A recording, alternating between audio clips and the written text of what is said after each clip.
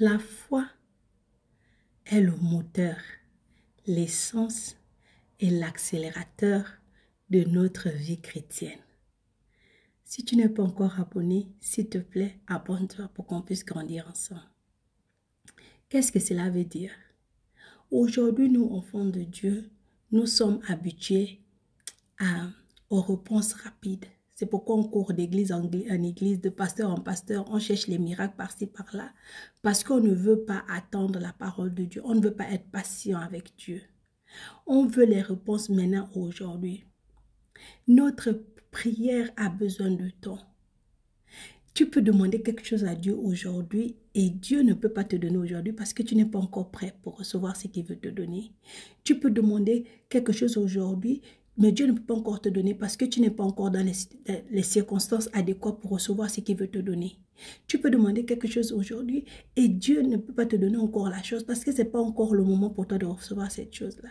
Mais pour que le moment arrive, pour que la circonstance est bonne, pour que les conditions soient remplies autour de toi, ça demande un peu de temps. Mais nous ne voulons pas ça. Nous voulons aujourd'hui et maintenant.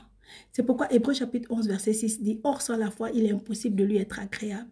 Car il faut que celui qui s'approche de Dieu croit que Dieu existe et qu'il est le rémunérateur. » Donc, celui qui paye, celui qui récompense ceux qui le cherchent. Donc, et ce verset nous montre que la foi précède nécessairement la rémunération. Nous devons commencer à croire dès l'instant où nous sommes dans la présence de Dieu. Au moment où tu pries, tu dois croire. C'est en ce moment que tu crois que tu as reçu et tu le recevras. Nous devons avoir la foi avant, pendant et après la prière. Selon qu'il est écrit dans Marc chapitre 11 verset 24, c'est pourquoi je vous dis, tout ce que vous demanderez en priant, croyez que vous l'avez reçu et vous le verrez s'accomplir. Donc, il faut d'abord croire avant de le voir. La foi est à la fois le moteur, l'essence et l'accélérateur de notre vie chrétienne. Il est vrai que certaines situations peuvent te donner de mauvaises impressions que Dieu ne t'écoute pas, qu'il ne voit pas ta situation ou qu'il ne te connaît pas. Mais laisse-moi te rassurer que Dieu t'aime, qu'il te connaît, qu'il t'écoute et qu'il a déjà exaucé tes prières. Mais il n'attend que le moment, il n'attend que l'occasion, il attend que son plan pour lui, pour toi, que son plan pour toi soit au bon endroit, au bon moment pour te libérer ta prière, pour te libérer ta bénédiction, pour te libérer ta réponse.